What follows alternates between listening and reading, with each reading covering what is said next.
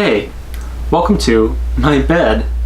Now it might seem kind of strange that I'm doing this video in my bed, but I promise there's a good reason and a story behind it.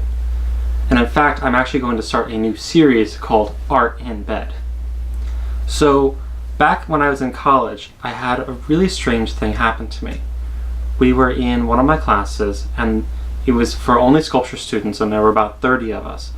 And we were all like pretty hardcore sculpture kids, you know, making steel sculptures and like molds and robots and like, you know, really messy hands-on material, you know, carpentry.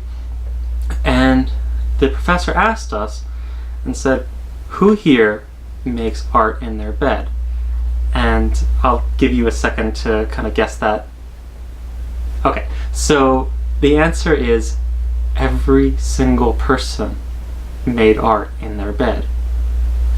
And it's been, you know, more than half a decade since then, and I still think about that moment and how profound it is that literally every person makes art in their bed.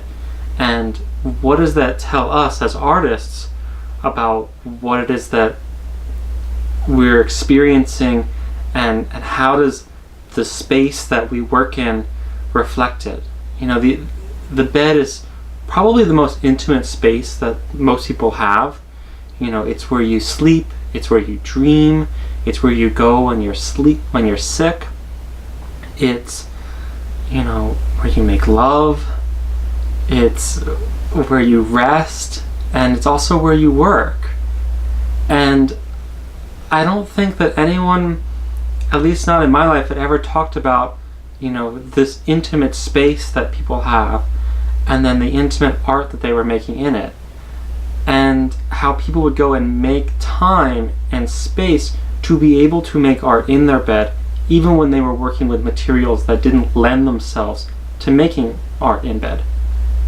So this is kind of the introduction to a new series called Art in Bed, where I go and I talk to you about my art experiences and I make art and all of that, but in bed, because I'm an artist, am super interested in that, you know, kind of synergy that happens.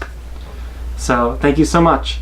Be sure to comment below and describe, where do you make art? Do you make art in bed? I'd love to hear your comments, because we had a polling size of 30 people, but I think that there's like so many more, like there's so much more to this, and so much more, you know, everyone works and makes art so different. And so, you know, if you're making art, like, where do you make your art, and have you ever made art in bed?